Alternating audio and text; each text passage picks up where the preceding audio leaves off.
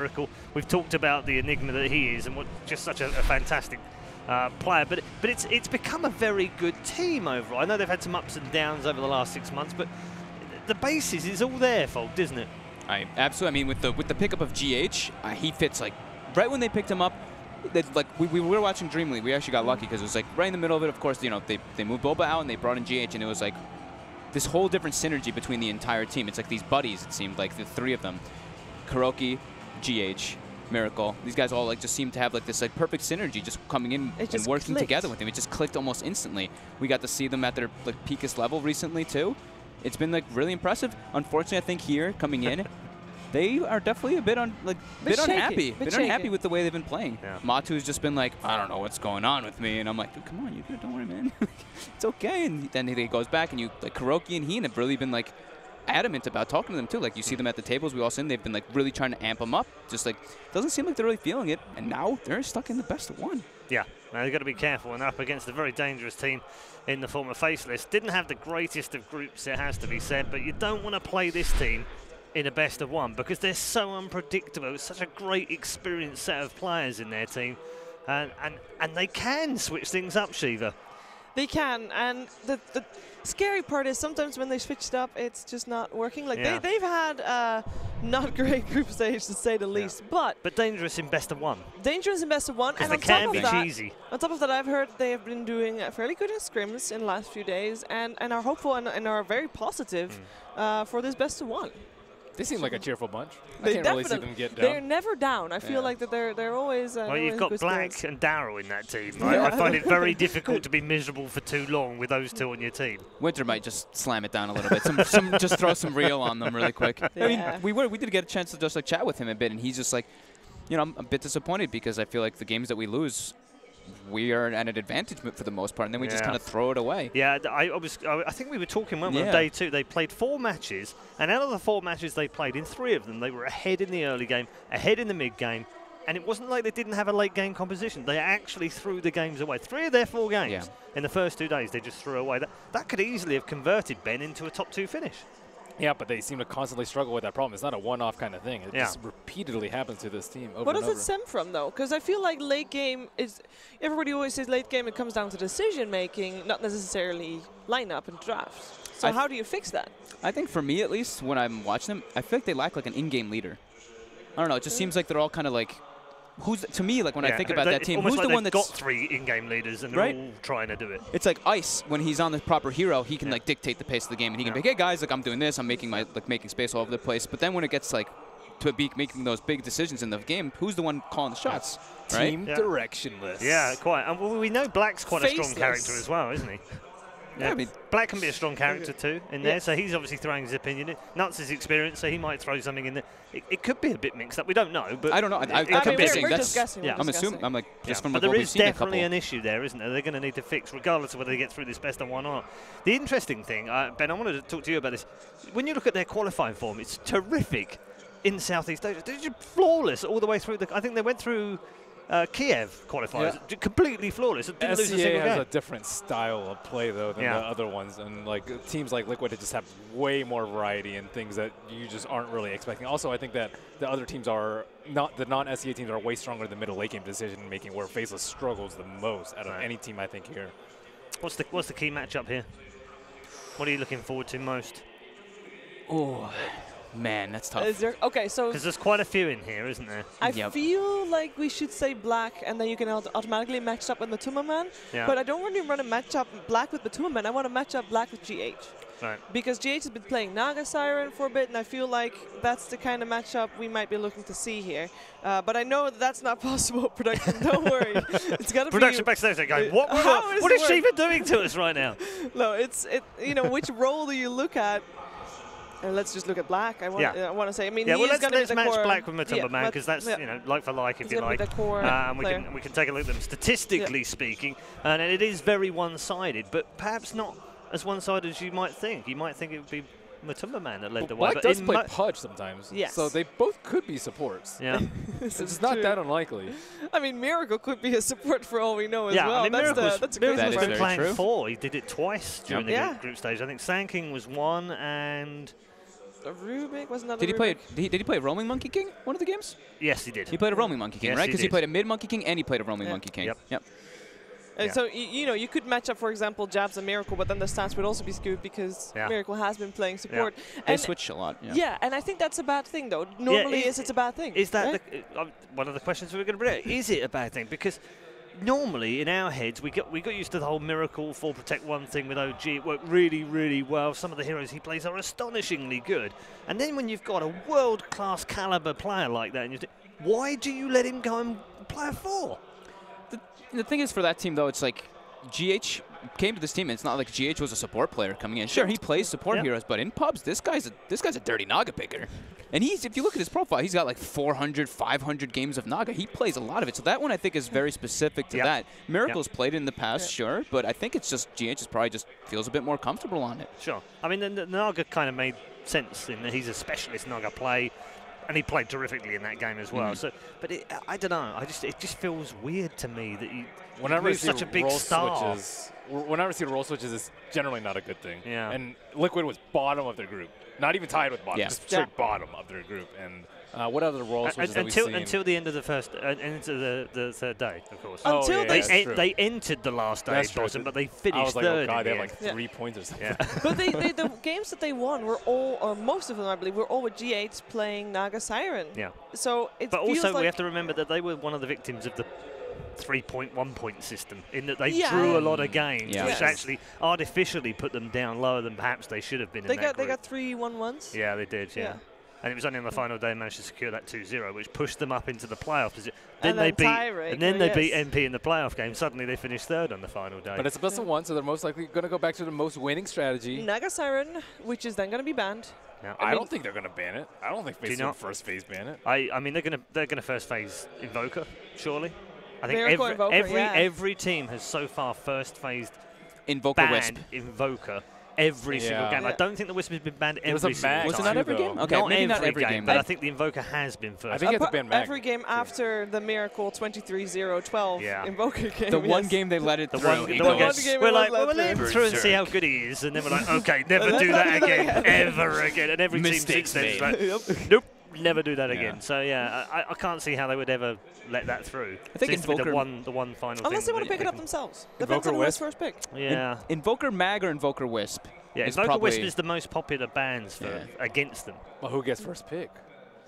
It's a coin toss. I believe it is a coin toss. First pick super important for best of 1. Isn't it the choice? Don't you get the choice? Yes. Side or pick? Yep. After you won the coin toss, and side doesn't really matter, does it? It's been mattering less and less, it seems, doesn't it? A little bit. It matters a little bit. But I think you would pick draft over side. And if you're planning on playing right Anti-Mage and Naga Siren, I mean, then it doesn't matter that much. Because you're going to go late game anyway. I mean, that's what we're going to get. We're going to get Naga versus Alk, or Naga versus AM. It's just going to happen, guys. I hope you're prepared. Naga versus Alk and AM. That's a possibility. I also want to awful. Then he has space for X. And give it moon shards. Okay, we're done. I also want to talk about the fact that if you're gonna have this steady bans against Liquid, and they know that most teams will ban at least Invoker, maybe Invoker Wisp, which is unusual in the current meta, it actually opens more heroes up for them. Coddle Naga, Monkey exactly. King. It does open more heroes. They're going to get at least a couple of them. Does Faceless play the Monkey King?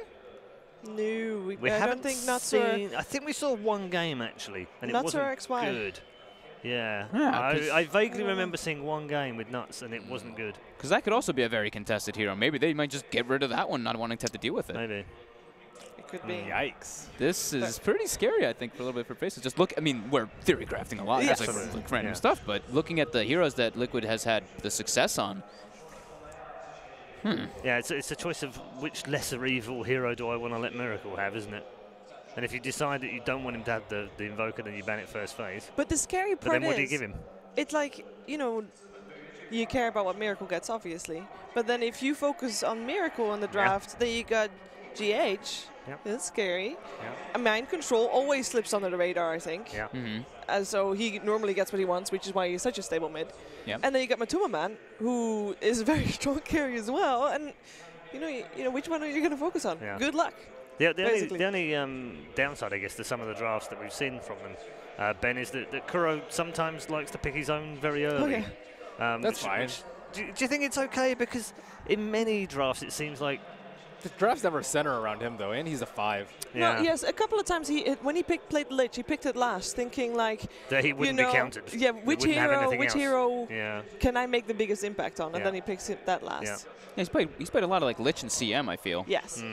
He just like CM seems to be okay. I just picture freezing field at Roshan like every single time for Corona. That's just he's not going to get a good one in team fights. Might as well just freezing field. No, it fits him too. It like works really well with the heroes that they want, the Nagas, the Monkey Kings. They need mana early on and later on. So. Which one are you going to focus on? Okay, so I think they would probably want to prioritize just like the Miracle hero, the you know hero, and then the third pick probably the Kuroki hero. Save my control for 4th, and then Matu probably for last. Do you know what just went through my mind? Our good friend Winter has had to theory craft this all night. That guy won't have had any sleep last night, will he? Poor dude. He's been up all night thinking he's a smart man. He really one of the smartest guys I know, and he's going to have been up all night theory crafting. Hard worker as well. Winter definitely did like he probably watched like every single one of the games, like pinpointing every little tiny thing, like looking at comment warrant spots, everything. Winter's a very hard worker when he touches. A habit of a chess player. You look 7 steps ahead. Yeah. If you want to do that in a draft, there's like so many possibilities. Yeah. I'm sure that this is probably the hardest part of the game as well, because he can't be there. He can't be in the booth. He's going to have to be backstage going, okay, guys, remember what I said about plan 7? No, they picked something different. You did all you could, and still, and they still couldn't drink the water that you led them to. We're going to take a couple of social media questions right now. I'm just hearing that there's a short delay in the draft beginning, so let's just take a few more questions. Thank you also for the questions that you put in the Reddit post. This one, which captain's drafting skills impressed the most in DAC 2017? We'll start with Ben. Who's had the best drafts? IG's drafts have been phenomenal. Yeah. Like every single time. Very on point, weren't they? Yeah, and every time that they're open, I was like, man, that was a really good opener. And I never was like, maybe they shouldn't have picked that. They also won most of their games too, but also like the Magnus and the Monkey King and the Earth Spirit that they get every time always puts the other team in like a really, really hard spot. I have to say IG. Yeah? Yeah, do you think like Flies had some good drafts as well? Yeah, so of course. It says most impressed, right? Yeah. I already am impressed by Fly. He didn't impress me more this tournament because I know he's really good. But OG, I think, if you're talking about a good draft, OG always is able to outdraft their opponents or at least never get a bad draft. Yeah. What was it Jarak said on Twitter jokingly? Like someone outdraft Jarak, outdraft Fly so we can have a hard game.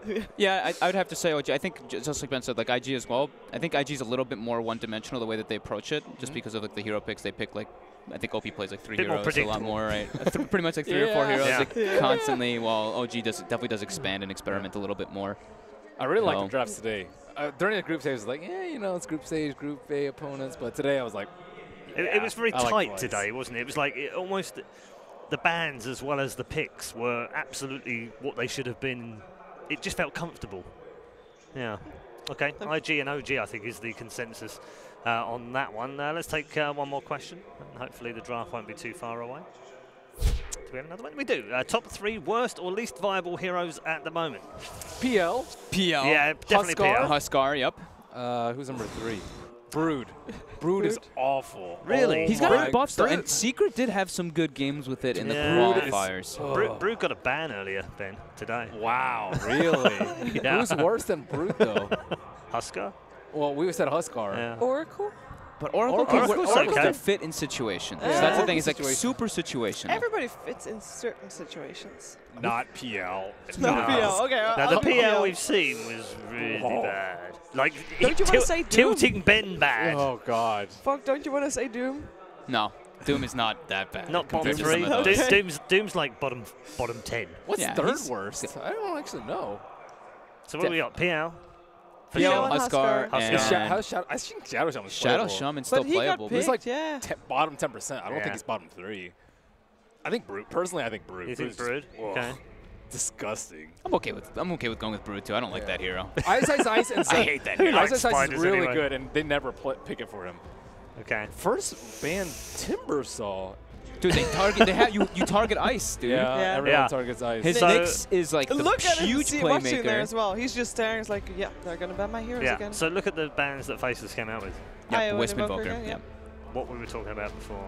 Ice and Fire opening for Faceless though.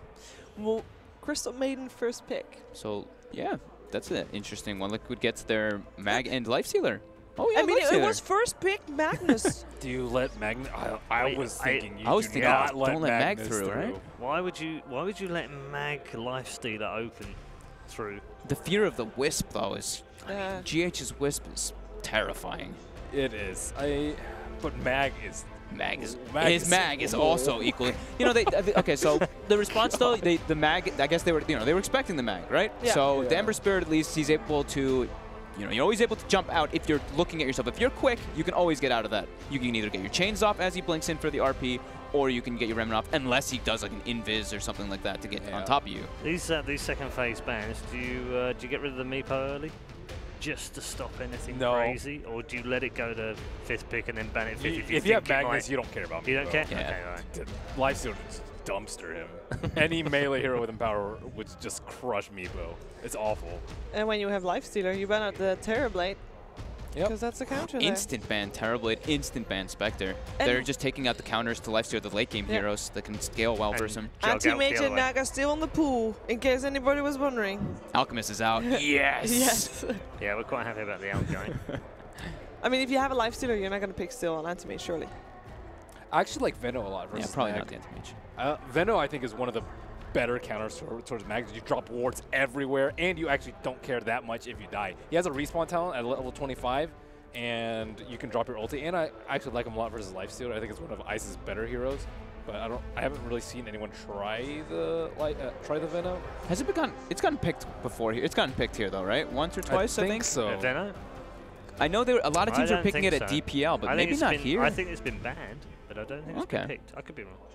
And they have Crystal Maiden. Yeah, Venno. XY Earth Spirit. He's definitely been improving a lot on his Earth Spirit. And it's a good control hero as well. I don't feel like if you have a good Earth Spirit player, a decent one, you can't really go wrong with that hero. Yes, that's true. You can first pick it and not regret it ever.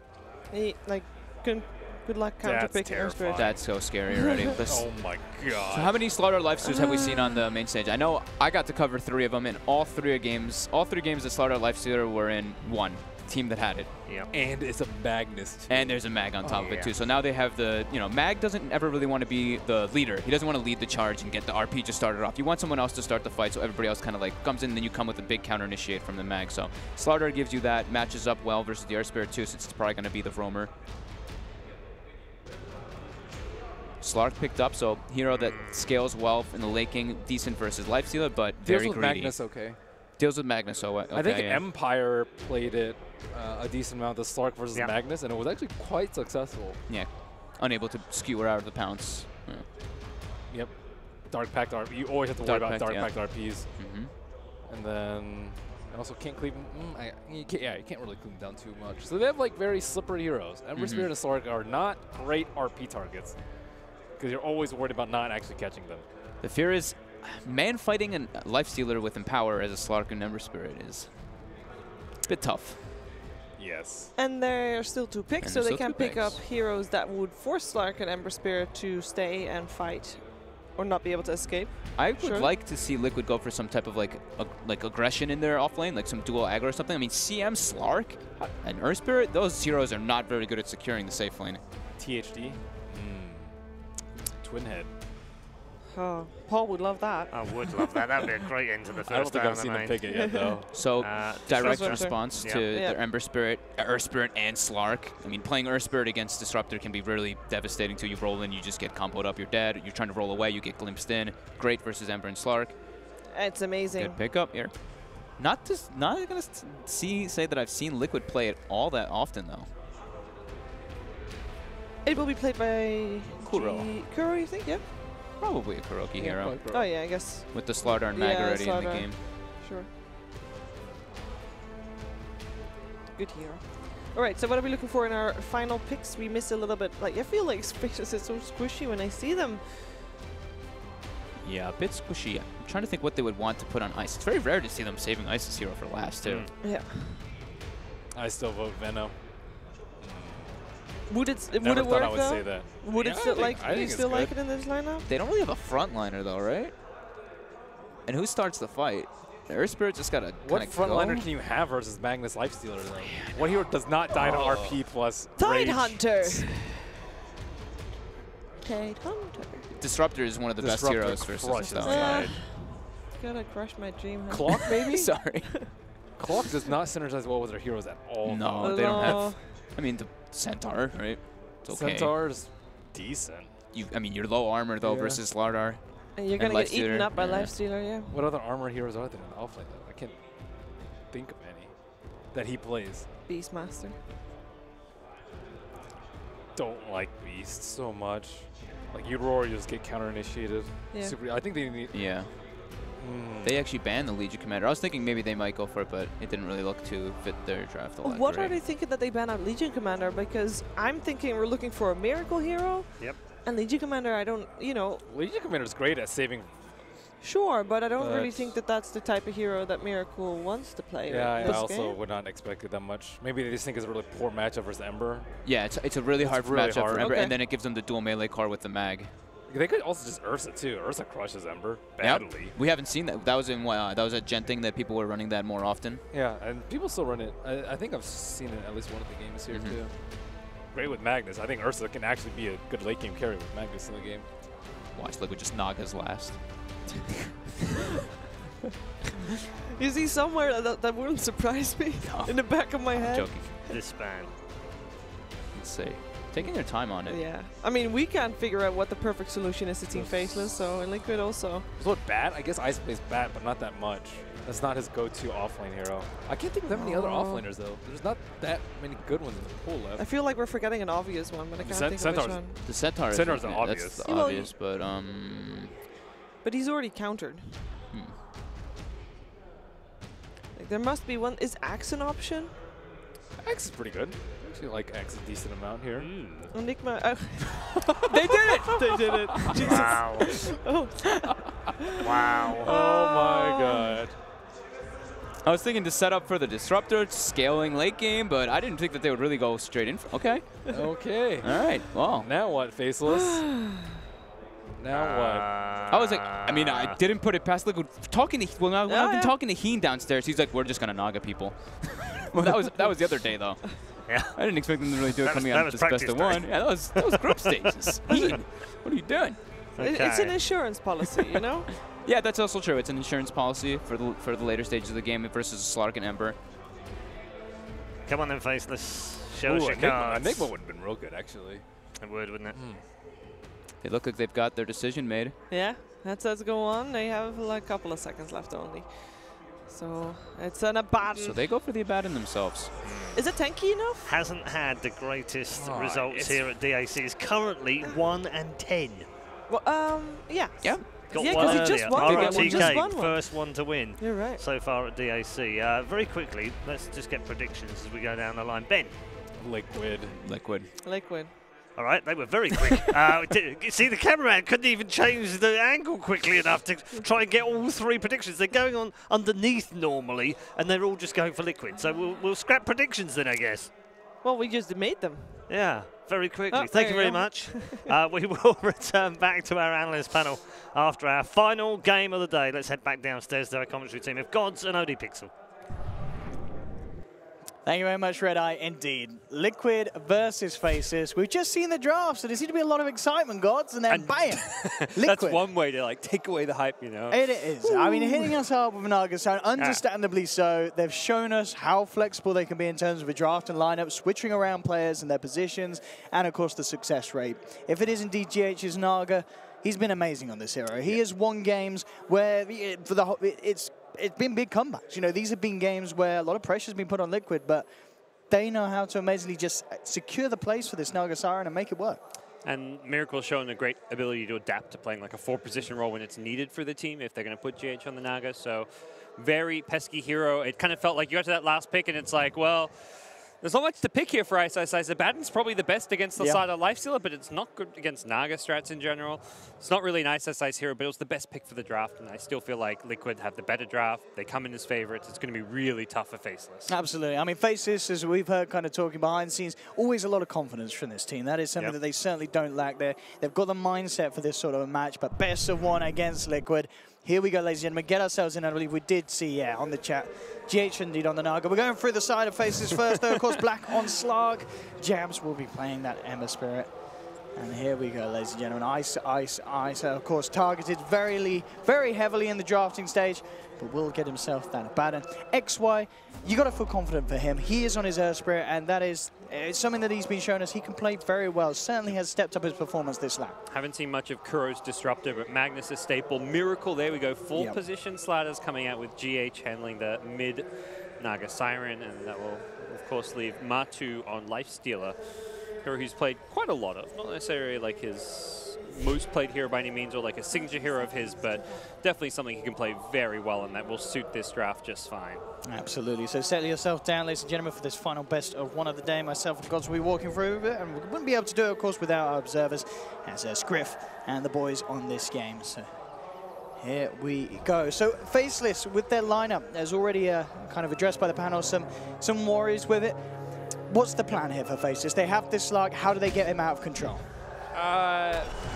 Do okay in the lanes for starters, which already going to be tricky for XY. Gets away. Looked like Kuro held on to his skill there, maybe considering a glimpse. Faceless do not get one of the runes, although Ice manages to go in and sneak one. But yeah, going to be a tough lane for the Ember Spirit especially. It looks like Slider's going to be roaming around, very active in the lane. Potentially Disruptor can look to make moves as well. But I think the lanes is kind of the first key point for them. Magnus want to zone him out, prevent him from getting much out of the lane. Getting Slark free farm, getting Slark involved at the earliest possible stage of this game to me is one of the kind of key points for Faceless, because they don't want this game to drag. Slark will not scale into the late game against a Naga. Yeah, no, it's going to be interesting to keep a keen eye on the rotations from XY doing as some well. pulls. Not sure if he was. Looks like he missed that one. Yeah, didn't grab any creeps that time around there on the top lane. XY tried to make something happen. As you said, this bottom lane, nuts. Trying to do his best job to keep mind control away from Black, make sure that the Slark has the space required. Mid lane is Jabs versus GH matchup. Already trying to get a bit of harassment down. I mean, Ember Spirit versus the Naga straight up. We know there's mid heroes that have trouble kind of dealing with the illusions and such. Is the Ember Spirit one of them? Is this going to be a tough lane for Jabs? It's okay for him. Both players should get some alright farm here. I don't imagine Jabs will get pressured out or anything. He can always just pop a Flame Guard when the illusions come out if he wants to try and clear them a bit. And those illusions at least give it a small fraction of gold early on. Top lane, Miracle and Kuroki, getting a bit heavy-handed onto Ice. That's the good news. Ice will keep both supports busy. Ooh, wow, yes. Very early kill there. The Slark able to chomp him down with the early SHF. 6 stacks picked up, so I imagine just traded a few too many hits. Slark's one of the few heroes that actually trades hits against poor man shields better than most carries, because he is stealing those stats. And early on, losing your HP to the Essence Shift can be a big deal. And he doesn't have a TP back to lane, so Miracle actually TP's bottom just to make sure no one misses out on that free XP and theoretically a couple of CS, although he doesn't get those ones under the tower. And of course, this is obviously good news for Jabs in that mid lane, meaning that he's not having to worry about the Slardar's rotation at this current moment in time with that movement down towards the bottom. Good news for top lane, like less pressure on Ice, more he can get out of the lane, so all across the board, that's a big first blood just because of that TP forced as well. Mid lane again, Jabs coming out from the Invis with that Flame Guard and poking GH back. 12 for 4 against the 11 for 1. Very close at the moment in this mid lane.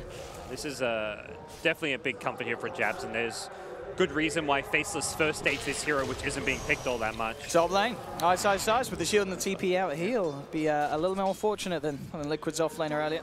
As mind controls suffered with that play, but it works out for the Abaddon. Ice back to base safely.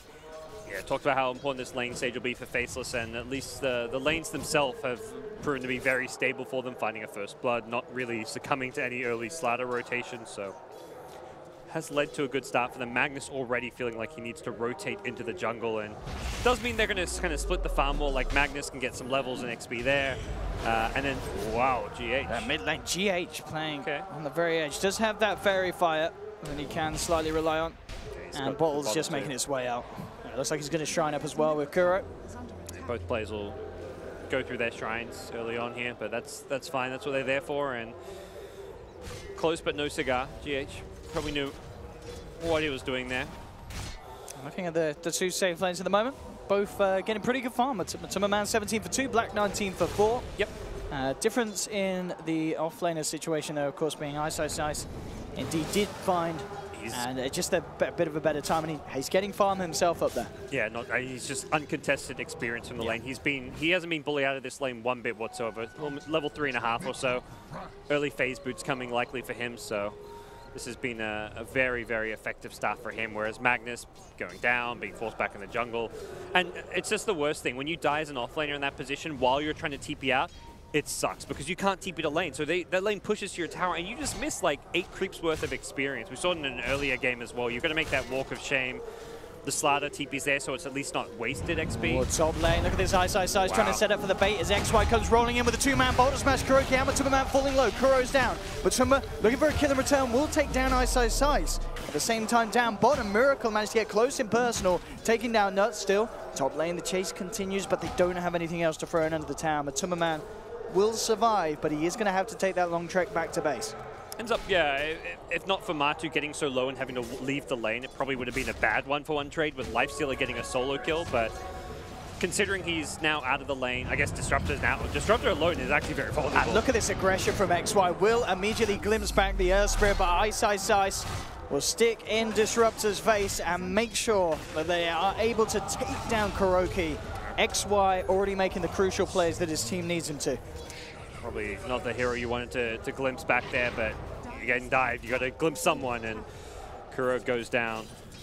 Jab's now kind of with free control over this mid lane, as it seems, yeah, Naga's going to pull back, try and use the jungle as well as the lane as much as possible.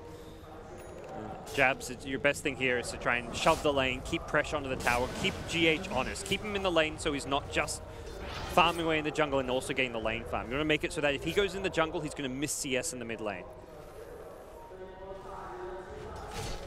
I mean, we've seen XY pulling off his successful rotations. I mean, can we expect to see Kuro starting to get a little active, or is it only Miracle that can move? Does Kuroki have to stay in Matuma Man? Doesn't seem likely.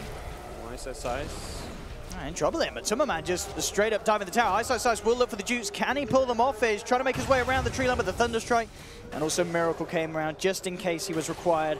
Indeed, Kuroki and Matuma Man having enough tools to take down Ice as he was getting a little bit greedy, hanging around in lane on a very, very low health. And using the shield and showing he had no mana. Once you've been shielded, open wounds can come out. So even though Matu's happy to go on you with that. Once again, it's smoke up from the boys on Faceless to set up an attempt on the life of Mind Control. Does still have the skewer. And with a smash in the roll already used, he'll be able to get himself out away. Just a little too tanky there for the two supports to deal with. It's kind of even things up over the offlaners. Those deaths on Ice has made things a bit more even, but you can see kind of the pressure on the carries leading to Slack having a bit more farm than Lifesteal, but still very even early game. And I think that's where you're happy if you're Liquid. You're playing the Naga strat. You've got the Slaughter Lifestealer bombs coming later. You've got plenty of strong mid-game tools. At bottom lane, wrap around from Black. And play from XY to set it up. XY could be in trouble though, it's Mind Control. Looking to find a kill in return, and with the skewer slow, he should do so. One more touch will do it. No, the stick charges keep XY alive. And in fact, he's going to be able to roll himself away into the hands though of GH. GH looking to finish off the kill. He's going to try for the deny. It's not going to work, XY, so they will get him in the end. And Miracle got a kill on the Crystal Maiden. Miracle TP'd in, ignored what was going on to the north, found the CM kill. So 2 support kills in return. Good response from Liquid, punishing the dive, and all it was for a Disruptor. So, well, it's nice for Black to get that kill for him and his team. It doesn't really amount to a huge gain or win for Faceless. Meanwhile, in the mid lane, Jabs continuing to try and force the pressure in. Kuro's there to pick up the levels. Straight travels, no Veil, kind of suggesting more late game oriented play, and also just wanting that global ganking option. But Veil's one of those items where if you're thinking you're gonna win early mid, you go for it. But bottom lane, Mind Control and Miracle coming in, looking for Nuts, but the rotation from Black and XY in response, looking to find something and then in fact they're gonna get Miracle by the looks of it. No, the stomp, the crush holds him back. Miracle will be fine. Nuts still being chased down. Can Black pick up the kill in return? Mind Control has the skewer. And they're going to be able to hit a smash or such. They've got the smash back available. He'll try for the shot, but Mind Control looks to get himself out. Black continuing to try and close, goes for a pounce, won't make it. So and Mind Control, getting himself back to safety. And of course, as we saw earlier, Miracle also escaping what looked like a potential for Faceless to turn it around.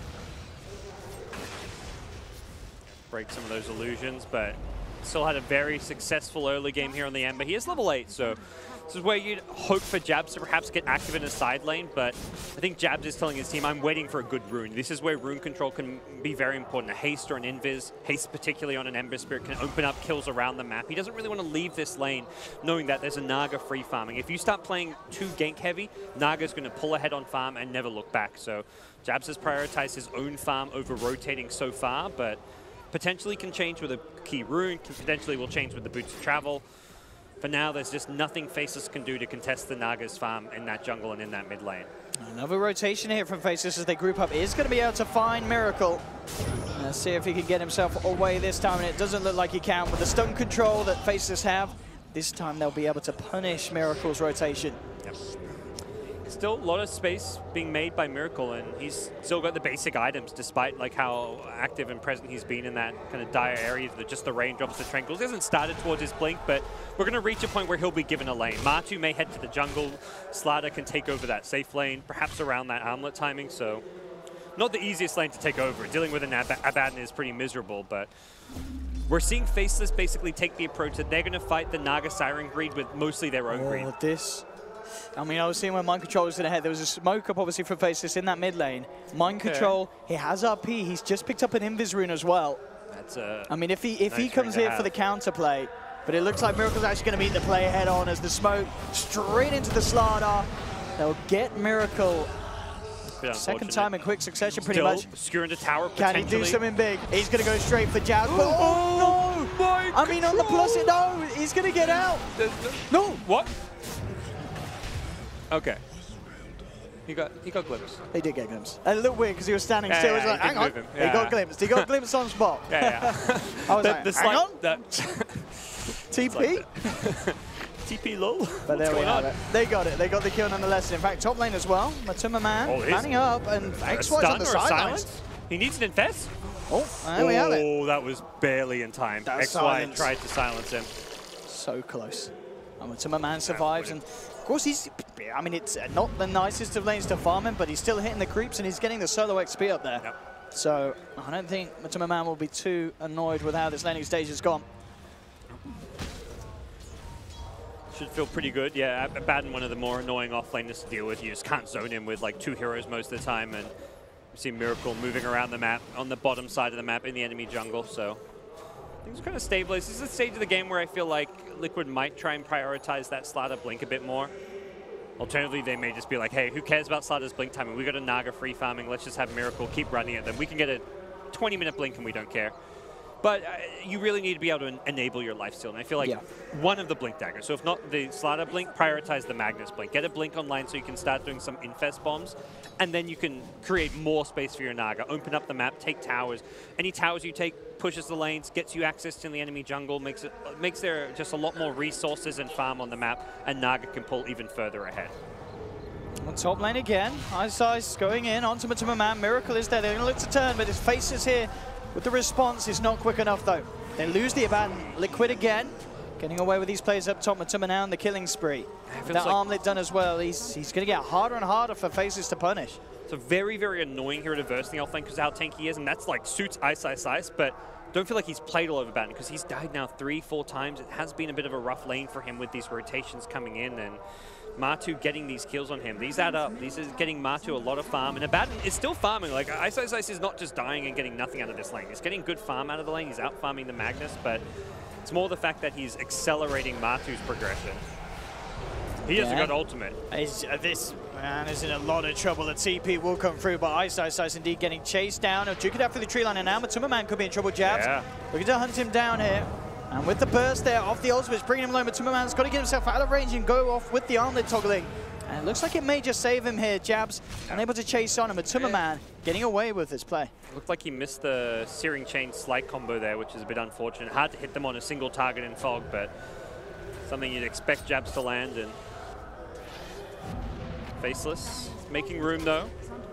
Black wanting this tower. This will get him very close to the Shadow Blade, but needs to really respect the Disruptor ultimate. It looks like the ping's coming suggests Faceless are not going to die for this tower. They can wait, regroup. They've got the vision there with the ward, and They're not going to play around it. Really good Radiant vision here at the bottom tower in the enemy jungle, so they can see the Naga farming. They can also see and protect their Slack in the safe lane, and also have vision around the mid lane. Like, every kind of key spot currently is warded for them. And it certainly feels like this Naga. I mean, something needs to be done more than just watching him, as GH is very close to the relic, top of the net worth, and it's not going to get any better for Faceless if they're unable to stop him at this stage. Perhaps just banking on this, the ability to scale themselves. They've got 3 cores that scale well to the late game. Ember's rush the Boots of Travel, so as mentioned, this is a less of a fighting build than the Veil. Like, Veil is like, you want to fight now, you want to really do a ton of damage, but can they get Miracle? Again, they know he's likely alone up here. This is the stage of the game where you're like, all right, Liquid are sending their full position to take the safe lane to get his blink. Let's punish this. Well, if XY can get the connection, which indeed he can, they should be able to find this one. Miracle has one crush to hold them, but here we have the follow through from jabs. And again, they will find the kill, and they'll turn it into this tier 1 push as well, especially with Black turning up as well in the neighborhood. Getting closer and closer to that Shadow Blade. Good call from Black. Get out of that safe lane. Your team are making an aggressive move up top. Bottom lane is not safe for you. You're going to get more farm in your jungle. Even go for that gank, go for that tower. His team doesn't need him, so he's in the jungle. They get the tower without him, and that Shadow Blade will come up very fast as a result. Does feel like for Liquid, they've been somewhat restricted in their options because these blinks have come out fairly slow. They're going to have one now on the Magnus with that tower. It's not terrible timing, 15-minute blink dagger, but Lifestealer hasn't been able to get kills outside of the lane. Like, he's been able to kill Ice through some great individual play using just the early phase boost movement speed, but hasn't been able to actually go for any infest box. He hasn't had an infest target until it blinks online, and that's going to only happen now. So we'll see if Matu can get active in the other lanes. Matu's just seen himself a Crystal Maiden. Oh, yeah. Come here. Come here, little lady. Who has the Ice is there to protect him. No, sir. Get away from my maiden. But Tummerman does not listen. Brings him down, and into the creep he goes for the free ride back home. Well, can they deny them? Got to be careful, though, FL. Liquid have mind control with that blink and RP. Where's Matummerman? Is he already way out? He's already out. Okay. Oh, no. Oh, he took control, and in fact, whoa, there we go with the turnaround. Straight in onto XY. We're protected. Rage is down, though. Gotta be careful. Miracle as well, ready for the fight. Black with the Shadow Blade, looking to try and lead in onto one of the backliners. Will go for the easier kills. Looks towards Kuroki, takes down the Disruptor, but the Static Storm's there into the crush. They're managing to control Black here, bringing him down low. Again, he's still got the Shadow Darts, continuing to fight. The Song's there to stop it all, though. That was going to be a big CM ultimate. Luckily, the Song was up. Otherwise, it's a good job, bad for them. GH turning up there pretty much saved that from being an absolute disaster for Liquid. That CM ult was going to clean up, and Matu really pushing his hero to the limits there. Getting a lot of damage done, wasting a lot of spells, and do a really good job infesting in his creep, and his team completely left him. Like, the Slatter's sprinting away, the Magnus is blinking out of there. If either of those heroes gets caught in a Searing Chains or in a Boulder Smash from that Earth Spirit, it's very bad, because the only way they can save, like, and kind of keep Matu protected while infested is by having those heroes alive, and well, things will settle down now. GH may not be involved in too many kills, or doing much damage, but that is indeed your job as a Naga Siren. Oh, absolutely. Mid lane, Boulder Smash will connect onto Matummerman with the chains, bringing him down low. That's that arm there. And of course, full backup from Liquid. Mind control still with the RP. If Faceless are going to want to try and come forward with this. Black potentially waiting to go for a counter initiation if Liquid do go for some sort of a jump. As he hides there with the Shadow Blade. Mind control, letting himself be heard. As he will alert Faceless to his presence. Just trying to stop this pressure coming out. And it is just creating more and more space for GH. And like I said, like, even though they're going for these occasional moves, these smoke rotations, the overall big picture game plan is to go greed if you're Faceless. You've got the Boots of Travel rush on Ember, the Radiance, Midas from your Abaddon. Slack is probably one of the heroes that maybe doesn't power farm, but can still play. Like, you're still going to scale well into the late game and just like look for pick-offs on supports, look to just jungle up with Dark Pack. So we're going to see a farm game out of Faceless. 3 scaling cores. They're just going to accept the fact that they're going to get a very farm Naga on the other side. Lifesteal's a hero that doesn't necessarily scale amazing well the late game. I say that hesitantly because he's got Empower and he's got a Slatter to enable him. For sure, yeah, Empower is I think he's going to scale all right. Even though it's a hero that typically gets kited, but he does struggle against heroes like Slack, Ember, these mobile cores, even heroes like Abaddon, because he just ultis. Like, you can't actually, none of these cores are good Lifestealer targets. On mid lane, mind control. Here's he going to find the skewer back. Size does have some backup coming through. Matuma will go for the rage and the chase down. And there's the glimpse. Reposition. Size. Make sure they get the kill. Nice static storm as well from KuroKy, just to make sure that there's no reaction possible from Faceless. It was looking like a potential turnaround if they don't silence the backlines, but Ember split pushing up top. Not going for any kind of a blink RP. Didn't have backup there. Jabs. Going to go back for the Veil now. Or at least he's queued it up. Interesting little choice. Prioritizing the travels first, but has managed to make some use out of them. Finding those picks around the sides. And we'll see if he commits to that. There we go. He's going to buy the full Veil. And as it stands, Faceless able to continue trying to make some moves with this Shadow Blade. Just really trying to make the plays around this area where they have their own sentry. Yeah, he knows can't be warded because of that. He won't be running into a sentry there, but if he goes any further underneath the tower or above it, he will be running into various sentries that poor Kuro is going to have to continue to buy this game. He gets the GPM talent. You got it. You got it if you get hammer, yeah. I mean, I think you get it every game. The 100 cast range is not enough to justify. Glimpses already has, 1,800. What's another 100? That's nothing. That's not worth getting. But hopefully the 60 GPM will pay for his sentries this game, because he is going to have to buy a lot. Let's see what they can find with this. Miracle just picked up the Blink Dagger, ready to go for a big reveal. XY, the closest to the moment the scam will hit. Liquid know that they're on the right course. Naga illusion expires, so they lose that bit of vision, but they'd love to get a core, but you take the support kills as well.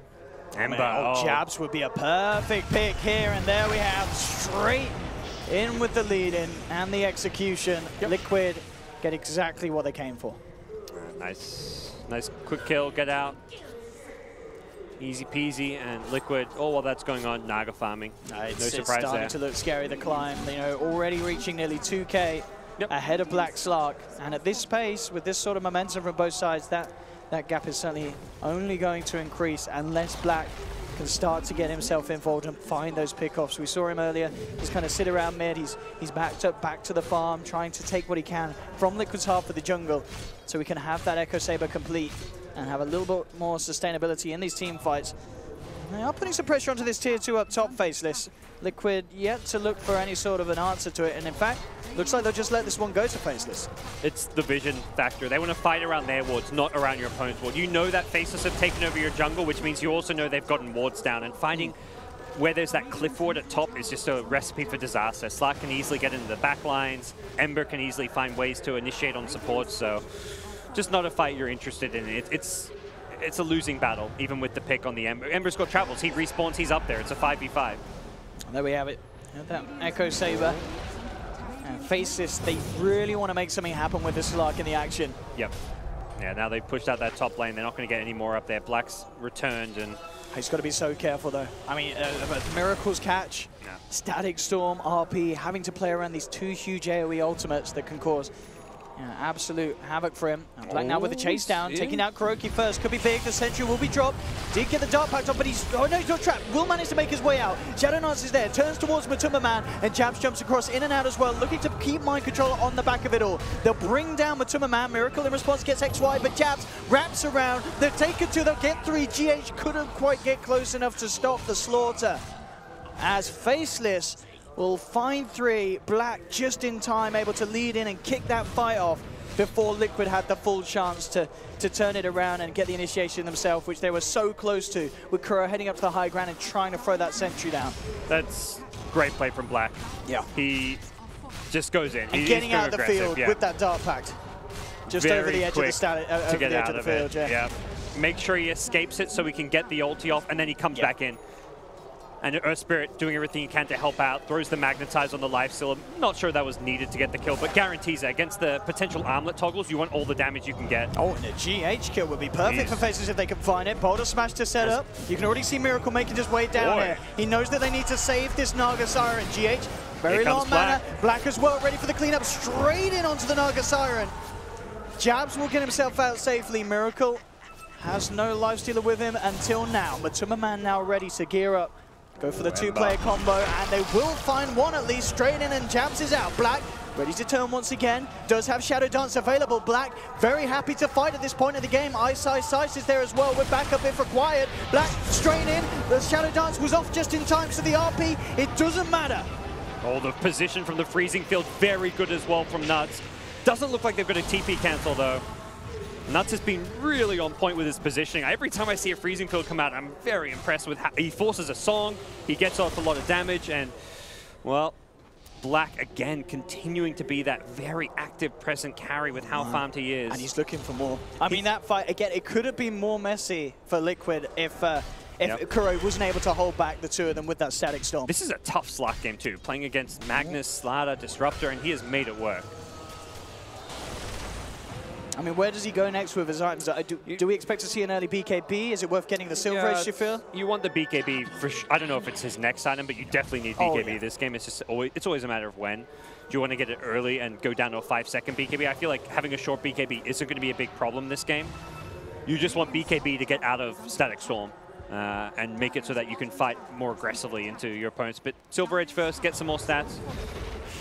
Liquid in the Roche pit, they go. A lot of Radiant Vision around this area. Yeah, they should be certainly aware, and indeed they are. TPs across are coming. It's dying fast, though. There's no RP, so Liquid, without one of their big ultimates for this, Ice, ready to lead in. Matuma Man trying to focus down, finish the Roche. The Radiant will get the kill, but Matuma Man did grab the Aegis. Oh, Static Storm. The setup is going to be beautiful here as he gets it onto 3. Black trapped in the midst of it all. Sentry is down. Can they actually kill him? No. He got the Shadow Dance off in time. Black survives, turns towards Matumba, takes the Aegis out of his hands, and again, Nuts with these freezing fields in the midst of it all, calling Liquid to just spread. There's the Frostbite onto Matumba. They're looking for the chase down. They've got the Curse of Averna Slow through the magic immunity. Black has to be a little careful. Shadow Dance isn't available, but they can tank it up. The Shrine doesn't matter. Matumba Man to fall as well. And again, Faceless are just playing these team fights that little bit better than Liquid. It felt like they thought they had to focus. Earth Spirit's a huge problem in these fights, but he's still silenced. Like, look during at the damage Abaddon did. 5k damage. Well, okay, that's Radiance for you. I mean, yeah, I guess with prolonged fights, it does add up. And we saw that earlier with ROTK on the high ground hold against NP. Yeah, Abaddon having a Radiance actually wins this fight. He just sits there and is, you know, doing the work. But I mean, this setup here. I mean, again, Black. See the Slack. They drop a sentry now. They drop a sentry now. Okay, but it's too late. The shield was already out. I'm wondering, like, why did they focus Earth Spirit, not Slack, up in the silence? And yeah, they didn't have detection. The sentry was just out of range. If they saw the Slack there, they focus him, they kill him. That's a guaranteed Slack kill in that silence. And the fact he's invis and there's no sentries, that wins Liquid. It may have been close. It may have been like a 50-50 fight because Abaddon's Radiance is a really strong power point for him to be fighting at. But man, that was clutch that Black is invis. He's been amazing this game on his Slack. He's stepping it up. But at the same time, we've got to remember, this is still a game where GH, top of the net worth. We've seen games, it feels like, that have been in a very bad situation for Liquid when they have this Naga. It's just so hard to write Liquid out of a game when GH is playing the Naga Siren. You know, for Faceless, they've still got a hell of a lot to go through if they wish to take this best of one. Top lane. We're going to see a little bit of a solo kill. It looks like we are. Black finding Miracle out on his lonesome. And another kill to add to his tally. 7-0-5 on this slug so far. Ice will continue to get his items up. Going for an Ags, which is not conventional, or at least right now. Like, the current Abaddon build is more Octarines, Solar Crest, Low Souls. Like, everything else up to this point is pretty normal, but the Ags is going to look to help out his team. If 2 or 3 of his teams get caught in this, RP'd, you can save the Slack. The damage block is really, really nice. This is much more about protecting the Ember or the Slack if they get jumped on by an Infest Bomb combo or get caught in a Static Storm. If you're in the area, you just pop that ultimate, soak up a lot of the damage. Ice. Just making some solo pushes down here. Why not? He's about to hit level 20 is a... Speaking of peaks for Abaddon, that's definitely one of them. That cooldown reduction is crazy. That's a free tier 2 as well. Yeah. He's okay. Backdoor protection kicking back in. Just kidding. Very, very low. Liquid. Well, they want to come around here. I mean, Faceless, they do have 4 of them. Now, just deny the tower, but of course now, Faceless taking all outer towers off the map of Liquid. I'm seeing Naga Illusions placed in such annoying spots. Like, there was one between the tier 1, tier 2 top, one by the tier 3 mid. GH, watching his splits has definitely been great. Have to Song TP away from this. Do have the boulder smash. Oh my goodness, XY from the laning stage onwards. Been pulling off the plays that have really cemented this momentum that Faceless have built upon. and maybe not be done yet. The Tumma Man will jump out, look towards Jabs, but Jabs, he's got the backup of Ice. The boulder smashes there onto Miracle, but Tumba will try for the TP out. Do they have the damage? They don't. He'll get back. I believe he got changed in the base there. Yeah, he's taking damage. Yeah. Oh my gosh. Kura dies. That was over there. We'll see that life stealer TP'd while he got changed, I guess. They're ready to try and push up for the high ground. I mean, 3 heroes dead on Liquid. 10 essence shift, not the greatest, but it's something. And there's 3 cores dead. You've got the curse. You don't really want to buy back. Naga doesn't have sleep. That's a level 2 song, so it's quite a long cooldown. A full minute without sleep. They've probably seen that. They're like, wait, this Naga's not level 18. We're fine. They can't sleep us. They've got no song into Static Storm combo. My goodness. That boulder smash from XY pretty much allowing the sequence of events to happen. Where was this Faceless in the group stage? They have stepped it up here in the main event. They're such a... This is like the Bo1 team, you know. All the big matches they've won in international lands have always been Bo1s. They did it at Dota Pit. They haven't won this game, as you mentioned. No, yeah. It's the Naga game. There's a Naga Siren. It's looking good right now. Yeah, it really is. This is certainly what...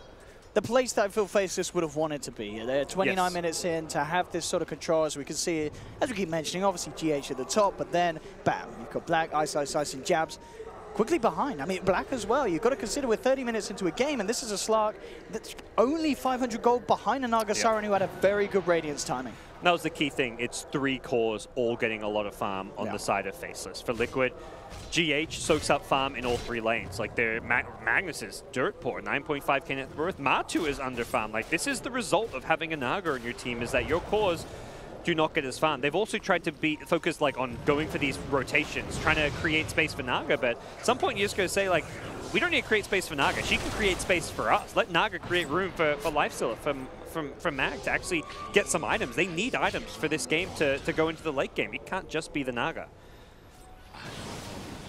And there's the armor for the Ember. This is definitely nice. The free plate mail against the Slider Lifestealer will help a lot in terms of survivability. Gets him up to close to 30 armor now. Looks like Liquid will be able to get themselves an objective with this push down onto the tier 2. Ice though, Aghanims is now complete. It's just going to run in. Doesn't really have to be afraid of all too much. The next team fight could be very hard for them. I mean, how do you play around this Aghanims Abaddon? Kind of got to ignore him. Try catch him in the silence with a +1. Like, you don't want to focus him in the silence, but you want to catch him and then like some other core hero, ideally. Oh, baited.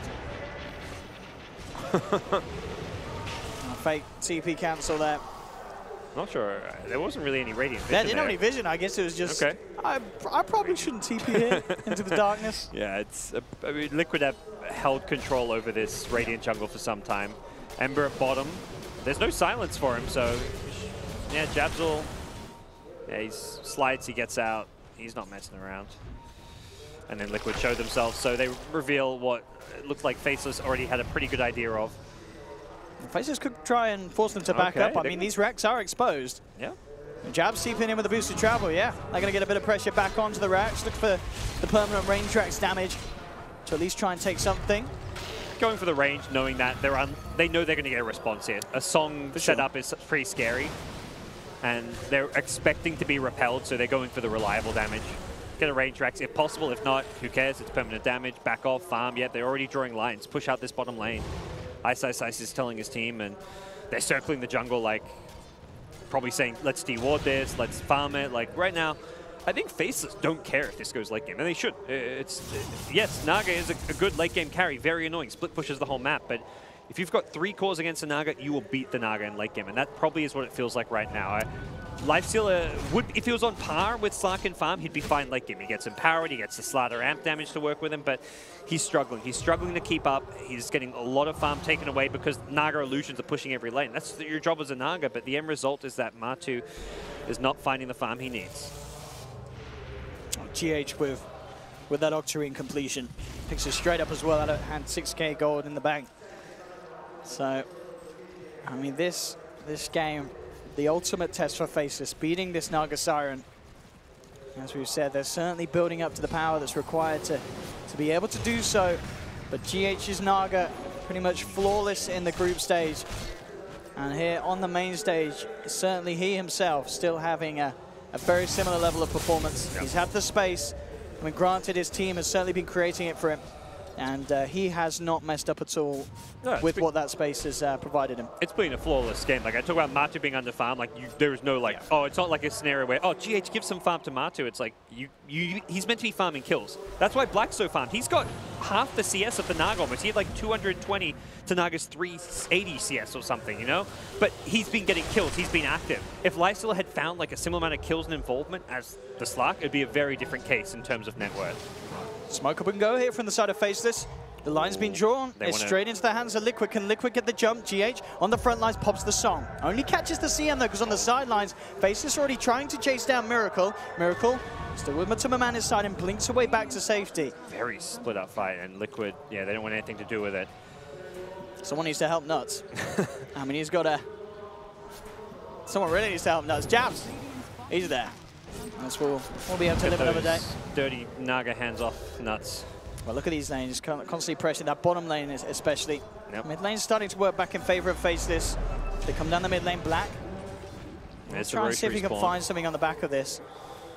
Not something that, I mean, Faceless can slowly kill it, but last time it was Liquid who forced the fight around it. They're the ones with the Slider Life Stealer, but considering Faceless' map control and their vision, the vision is the big thing here. They've got such good control and high ground wards around the Roche pit, so very difficult for Liquid to maneuver around this area.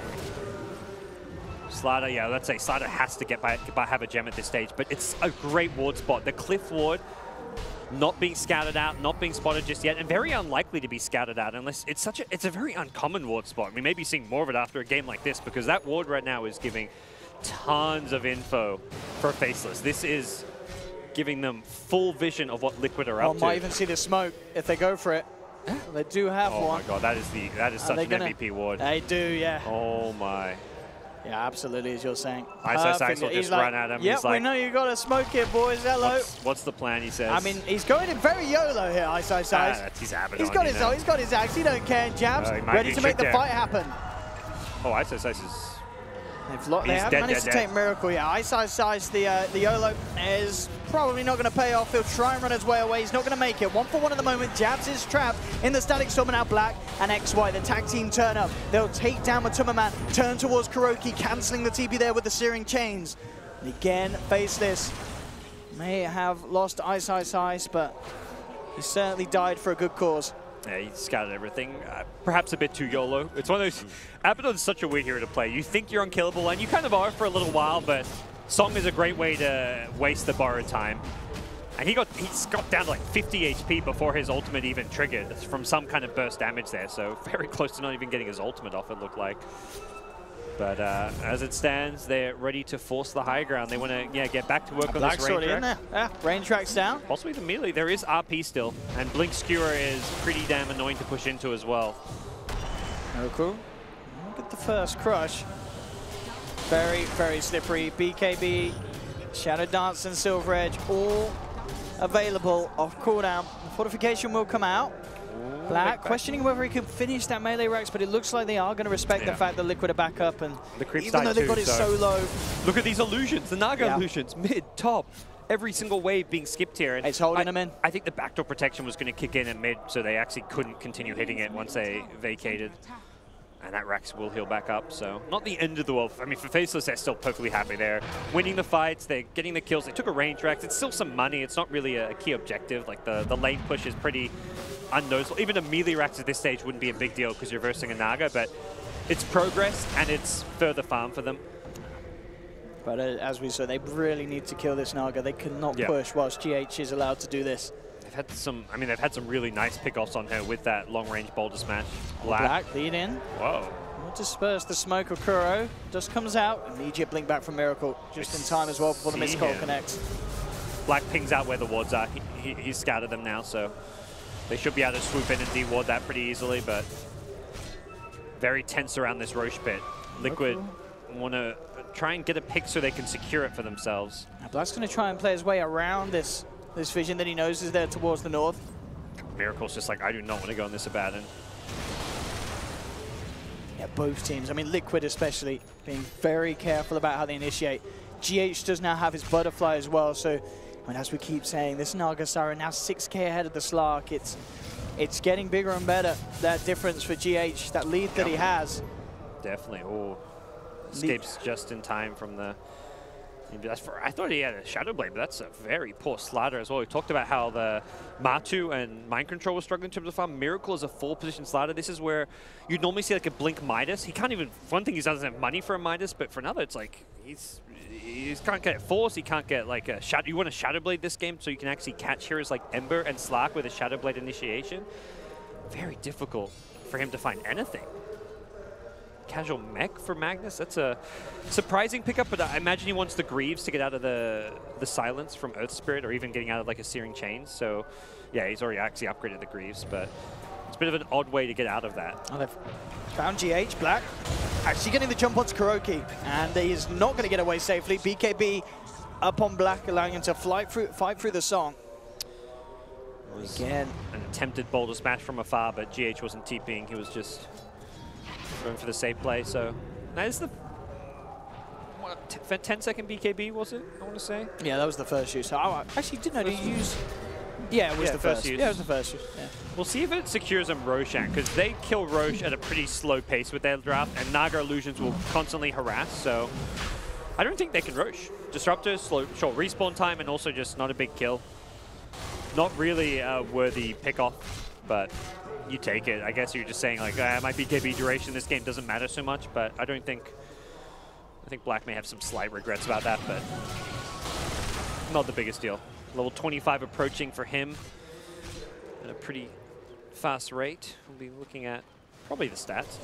Not the biggest here to be hitting level 25. Not a bad game for the Pounce Leash, but Lifestealer can always rage out of it. Oh, and Abaddon actually already hit level 25. This is such a scary timing. Abaddon in the front lines. On that shield. It's 500 HP barrier that you can just constantly reapply. Again, Black looking for the backlines. Will find Miracle. Oh, that shield damage is just insane. He's actually going to get a glimpse back here. They don't have the control though. Black again. It's too slippery for them to deal with straight up. Trying to bait a BKB, I think, with that glimpse, because he didn't even Static Storm. Perhaps he was thinking that he might waste a BKB again. Back and they go. Ice, straight onto the Rex. Will get skewered away from his team. And they'll use the Slate. I mean, this should secure the Abaddon kill. They may just let him die. What's Black's play here? Yeah. He turns. Sack him. He runs. You're on your own, Ice. This is what's going to be the story of this game. The Liquid ability to defend high ground. Magnus, his skewer, the RP potential. Yes, your Abaddon is invincible in Ultimate, but Song is being constantly used for it. And I think it's with good reason. You don't need to use the Song as a setup anymore. You've got plenty of stuns to set up Static Storm with the Slider Crush, the Ensnare, the Magnus RP. Use that Song purely to waste the borrowed time. Black. That's a gem, so he needs to... He's got to be a little wary of this. Miracle and Matsuma Man. Are they going to gear up for a pick? Actually looking towards Roshan, and where Faceless lack the power to take him, Liquid can certainly bring him down quickly. They don't buy back in Madden. I think this is just taken, but also feels like a stage of the game where you may just want to hold that buyback. Black questioning if he can go for some sort of a play here. Just go for the D ward, and he himself's not going to head towards the pit. Jab's thinking about going in though. Very, very close, jumps in. Is he going to make it? Dire, take Roshan, Matsuma Man with the Aegis, and Jab is going to be caught. And almost certainly taken down. Can they get him out? They cannot. Liquid will take the kill.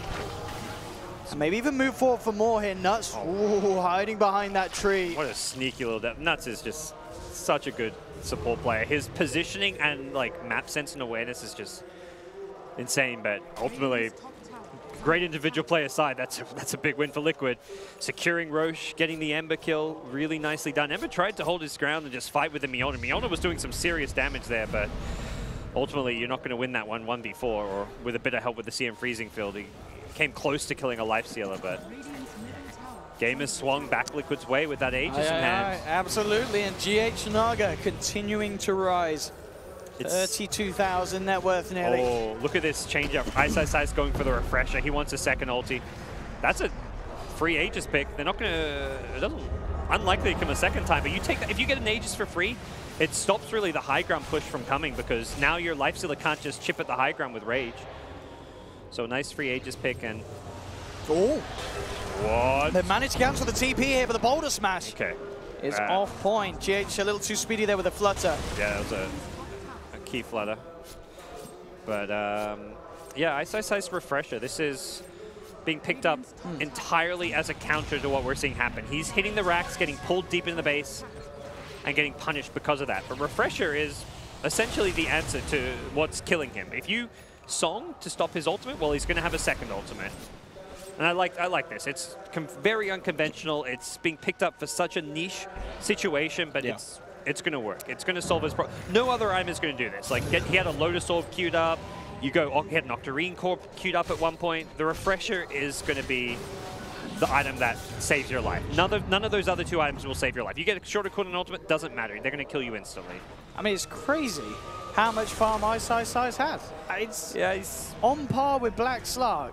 That is insane. And considering he's died quite a fair bit as well this game. It's top CS. He's been the one pushing out lanes more than the Slark's been hunting heroes. Ice has been hunting creeps. Talking about the man himself, being focused down in by Liquid. There's the first ult. If they go on him, he's got the refresh already. They've seen it. They know that they can't do it a second time. A quick sensation van. XY wants to fight, jumping forward, jabs as well. Coming from the sideline, Silence what to do. They jump forward with the burst. Miracle trying to slide his way. He's not going to make it. They've taken down Miracle. They'll turn towards Matumba, who goes for the rage and the runaway. But again, the slow from this Ice passive, keeping him controlled. Matumba man's out as well. And again, Faceless fighting the fights, whilst GH is his team. Can we calm down? I'm trying to win us the game. He split pushes, takes the tier 2. The Naga Siren is everywhere. I mean, moments like that is why Dota is such an interesting and complex game. An item that you like Refresher, you just never expect to see in the Baton, or maybe as like a late game lecture round, gets picked up for that situation there. If he doesn't have Refresher, they Song, they blow him up. No way you win a fight without the Abaddon, but they don't jump on him. I mean, Abaddon doesn't have a huge impact on that fight, but the fact he stays alive is the impact he has there. The Lifestealer goes on him, forces the second ultimate, but Lifesteal does no damage. Here we go, GH just buying time. Miracle will be back up in a few seconds. Okay, yeah, this is just, delaying. Trying to abuse that short cooldown. Don't have that Static Storm. Can they get them off the racks in time? Miracle will try. They want to hold the buybacks at this stage. You got the Naga. Fortification. They might actually be able to protect these racks. Ice. He wants to stick around and take it, and he will. Gets the melee racks. Can they bring him down? He's got the ult back up. Mind control. Looks like he tried to jump in there and messed up there with the initial play. Miracle. Stone onto 2. The racks are gone. Faceless get what they came for, and they'll get themselves back out safely as well. Good safe siege from them, and I think Liquid definitely not worth using a Lifestealer buyback just for that one melee rack. They're entering that stage of the game where you've got Naga, you've got pretty farmed core heroes. You let a melee racks go. Buybacks are going to be much more important. If it's mega creeps, yeah, probably buyback, but for saving one rack's not worth. We clear out the shrines, continue to maintain map control. Faceless jabs with the Lincolns as well. He's also going to be very slippery and hard for Liquid to catch. Still can lock him down with the Static Storm as we've seen. I was wondering if he might go for a BKB, just so if he gets caught in a crush, or if he gets Song Static Stormed, he does die. And that Lincolns will not help him out against that, so I do feel like BKB is an item you want as an Ember this game. That's going to find Matumba. Post-rage as well with Ice in the neighborhood. Matumba man does have a team nearby. They need to get it quickly. There's the Song. Is there a Boulder Smash?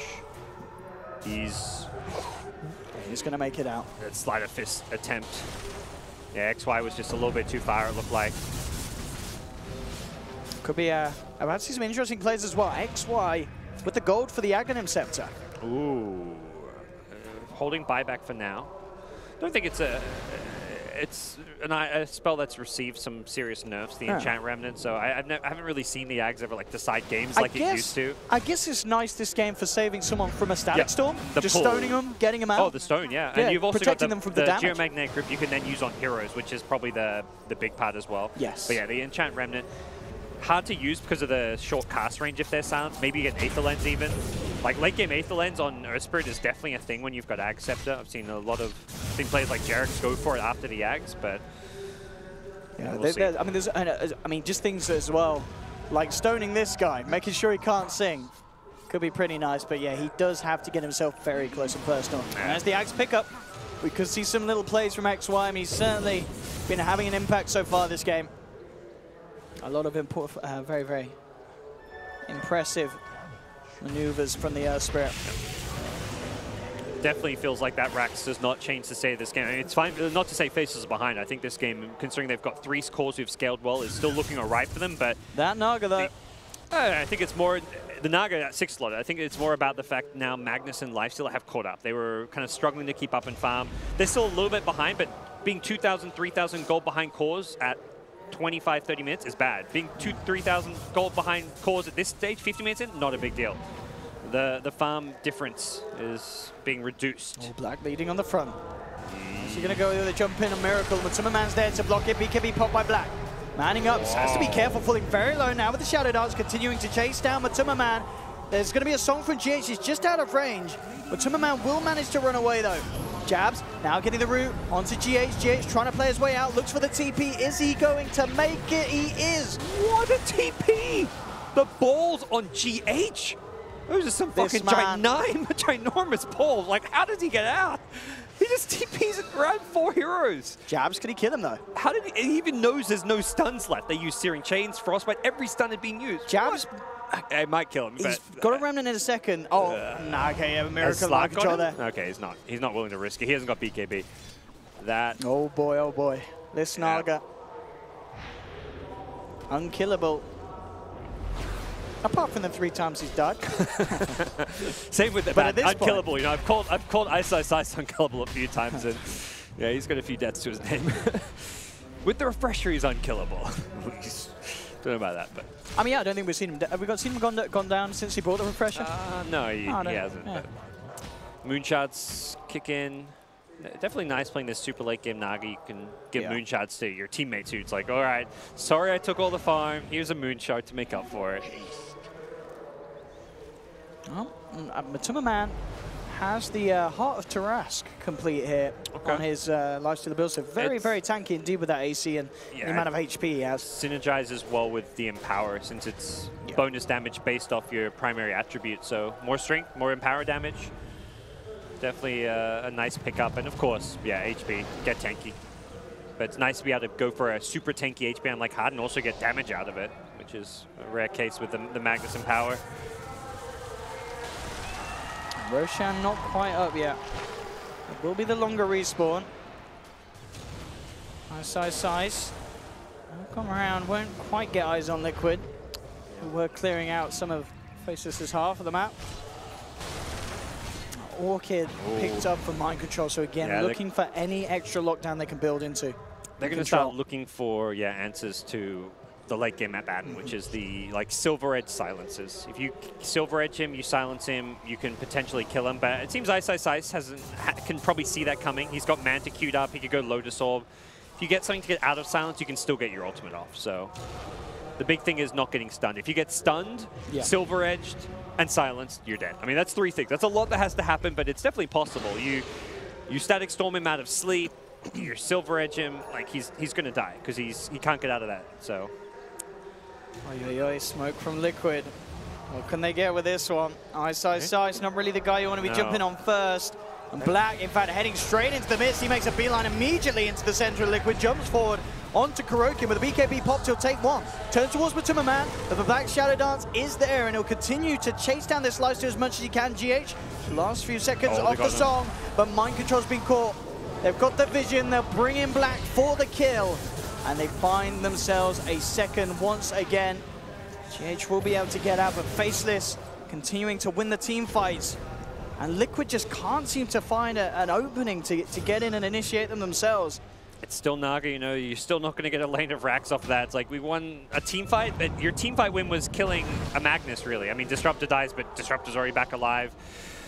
The Magnus is really the only big kill you get out of that, and no big ultimates used. Like the song is used, yes, but it's got like a 30, 40 second cooldown, whatever it is, and it's going to be back up. Yeah, it's already back up. 45 seconds, you're good to go.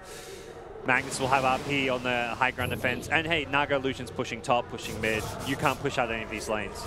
It is going to be a long, frustrating game for Faceless to win, and similarly for Liquid, they're going to try wear him down. It's going to be a tough one that they're going to have to try and wear down Faceless. Wait for those mistakes, wait for those pickoffs. You've got Slaughter, you've got Magnus, you've got Disruptor, you've got these great team fight catch, and they're going to go through mid to top, trying to force the issue. They need to do something to stop this. Faceless got away with it mid lane. They're looking to it top. Ice will be grabbed back.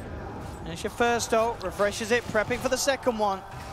May still go down here. Taking a lot of the beat down, but Faceless, I guess, buying time for turning up. Now the whole team of Faceless is here. Yep.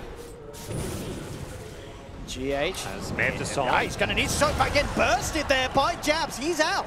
And now with the jump in Liquid, they need something big. RP's there. They've brought down Black. That may be enough. Taking the Slark out of the fight, but GH having to use the buyback there. What can they get out of this, though? Slark's dead. Can you get a follow-up kill? Can you get objectives? That's what Liquid have got to be asking themselves. Let's try and force this Slark to buy back. And now it's up to people like Jabs to split push, to cut waves. I mean, Miracle's desperately trying to chase down Nuts, but he keeps holding him back with the damage, making sure that that Blink Dagger can't come through. Now it finally does. And they will, at the least, bring down the CM. Yeah. And does open up the space for Roche. So this, good news for Liquid. Taking down Black, absolutely essential there in getting this momentum to find Roche, pick up that Aegis on Matumba, and maybe themselves. I mean, can they got 50 forcing seconds. Out that buyback would be brilliant. So a little bit of time to try and do that. But bottom lane, look who it is, Jabs. I mean, Naga's pretty good at defending lanes with the 20-30 second cooldown boot to travel, but it's not just Naga TPing back, so that suggests Liquid are happy with this game slowing down. They're not going to try and force those buybacks. You do put yourself at risk. Like, you get jumped while you're pushing high ground, the buyback comes out, you get team wiped, and suddenly, well, you're in a bad spot. And who was it that got the Aegis? Matumba. Yeah, that's it. That's the thing. Naga doesn't have buyback, so you're in a very risky spot. You can't really give Naga Aegis. She's not a good Aegis carrier. She's 6-slotted, so she needs those slots. Using a Naga buyback hurts a lot at this stage because it is a hero. You can't just chuck an Aegis on to compensate for the lack of buyback. Can start pulling some more moon shards potentially. BKB picked up on Jabs now as well, so that song potentially going to be played around even more by the two cores of Faceless. So this game 31-20, another long one. We've had a couple of them here in the best of ones. 56 minutes coming up on the clock. And definitely still with the potential to fall either way this match. Faceless with the overall stronger team that they've managed to mount to. But Liquid relying on the GH Naga that has been able to climb them out of very difficult positions already in the group stages here at DAC. Yeah, this is about as tough as it gets, but they've held on for now. At this point, you kind of talk about Faceless, like how much stronger can they get? Abaddon's peaking. He's queued up an Octarine, but he's going to have to be juggling items. Silence immediately onto Matumba Man. The Boulder Smash as well actually managed to clip Miracle as well across the tree line. It clipped 3. It clipped both heroes across the tree line. XY setting up the plays here for the Faceless side to finish through. Have they got any way to stop this? They have not. Matumba Man will be able to get himself back. But again, losing 2. And Faceless ready to push this top lane around. GH has been unable to deal with this pressure on this top lane. Great support play today. Like the blinding light in the Roche pit earlier today, that Boulder Smash was absolutely crazy. Here we go. What's Liquid's answer? They will have Kuroki back, but still 40 seconds without mind control. Oh, sorry, without Miracle. On the slider, yeah. He does have that buyback. Oh, not asleep during what? What's that song? Question mark? It stuns, but it doesn't silence. Yeah, but you don't need it. I'm just surprised they use his ulti there. Oh, true. That's the question mark. Matumba Man, focus first, Black. BKB, GH trying to save something with the song, but his rack's falling very, very low.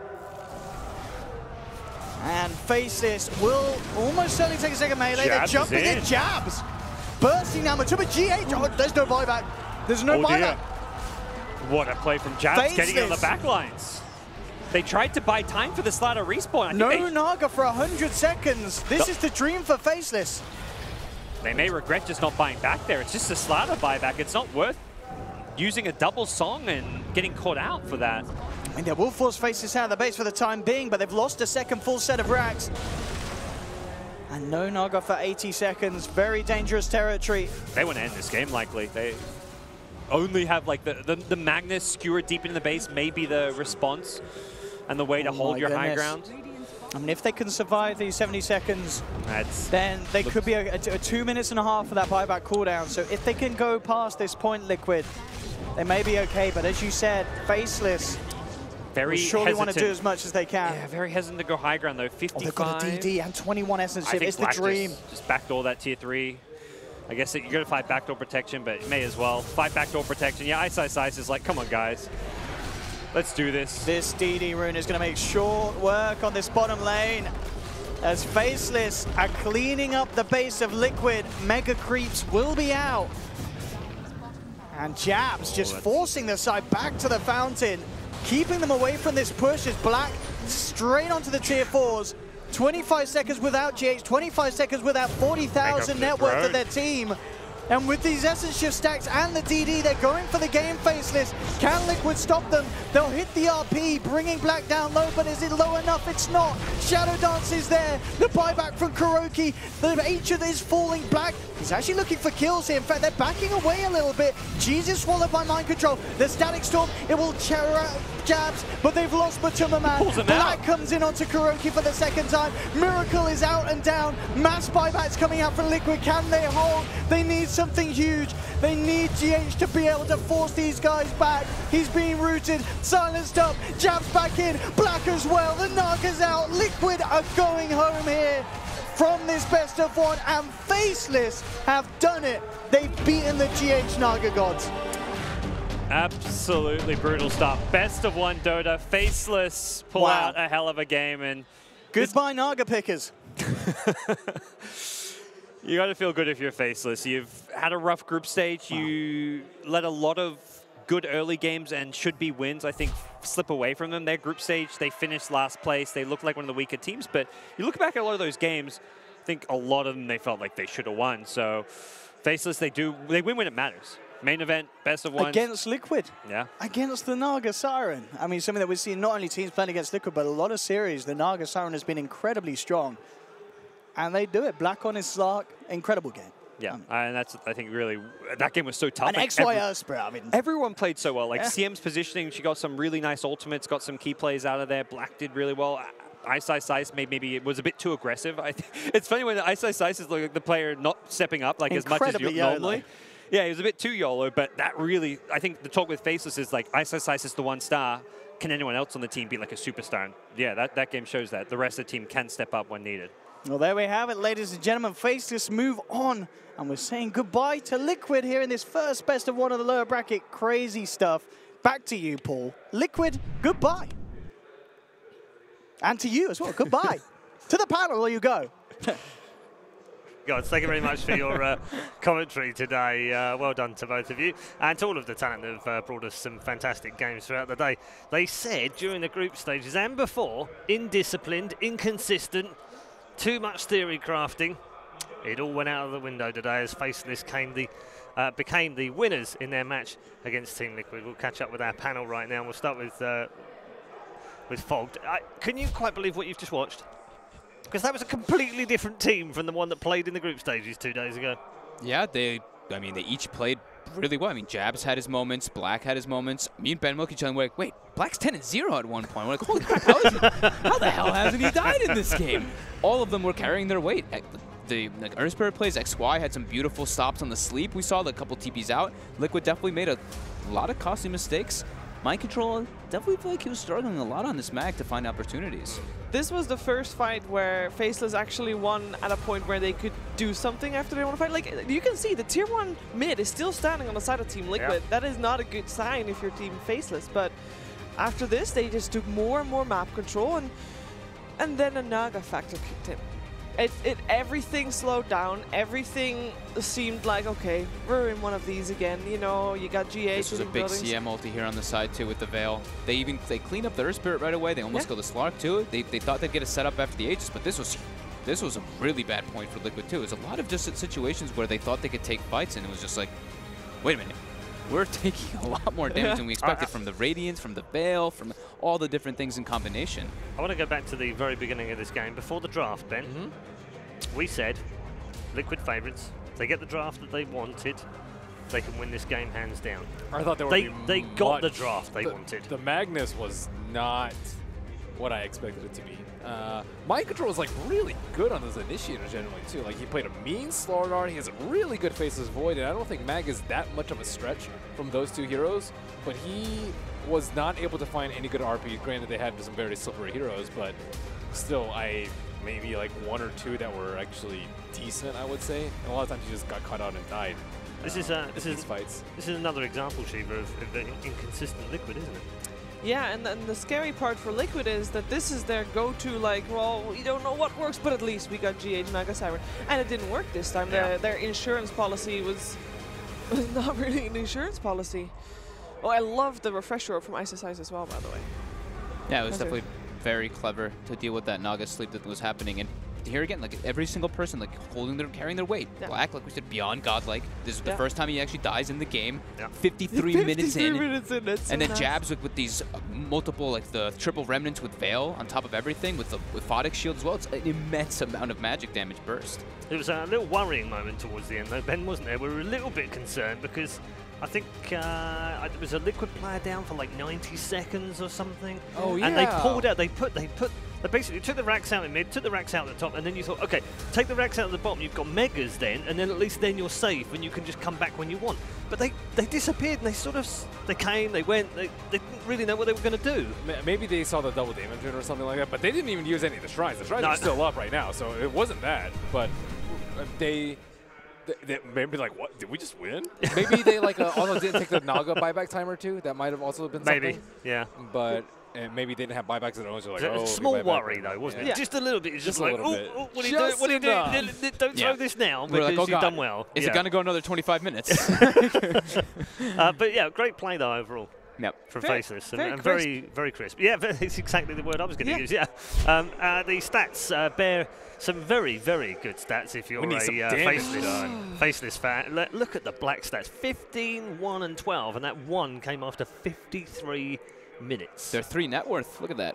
All 3 cores. Above 33,000, 35,000, Yeah. 35,000. Yeah. That was a really hard Slark game too. I think Jabs played pretty well, but because I thought they like focused a lot on the Slark and Black only dying once the entire game was pretty incredible. Yeah. 0, 14, 12, unfortunately, on Kuro on that Disruptor. Not a good game for him or his team, and they are eliminated. MVP, Black, our old boy Black. Yeah. They all performed super well, Black. I mean, without dying, I don't know how the hell he did it. That one survived when he survived near the Ancient. I'm just like, what the hell? And then he survives again. I mean, he's playing versus Disruptor. That's so hard to do versus Slark. Yeah. All right, Slark. Yeah, it's funny actually because all the time he spent with us last year on the panels, and we gave him quite a hard time over various things and ribbed him about Invoker and all sorts of fun stuff. It's great to see him in a team that he's enjoying playing and playing well as well. Yeah. I think he got AK with Slark too. I think that was the hero that he got AK with. Ew. Well, I mean, he's good with it. Yeah. I mean, It shows. they played well. Yeah. Indeed. Deserved the win.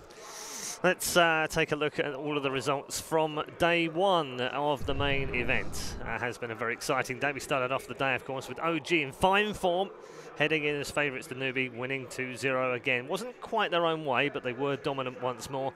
IG were also looking for a similar result over Team Empire, but that one was much tougher. Empire picking up a very good fight in that one, going down 2-1. Those were the upper bracket matches. Then we moved into our do-or-die best-of-ones.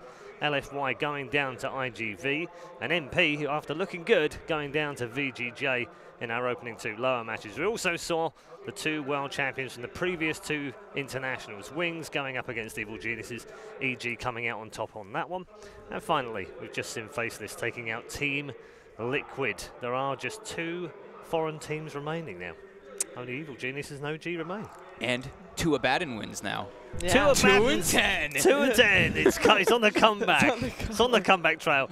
Let's take a look at the bracket right now to show you how it's all shaped out. As you can see in the top half of the bracket, we only have 2 teams left. They've both guaranteed themselves a top 3 spot. OG and Invictus Gaming. No real surprise after the group stages. Both of those 2 teams dominated their groups and both have very different approaches to the current meta. It's going to be a fantastic clash between those 2 teams. Not just those 2 teams, but the style of play that they both have as well.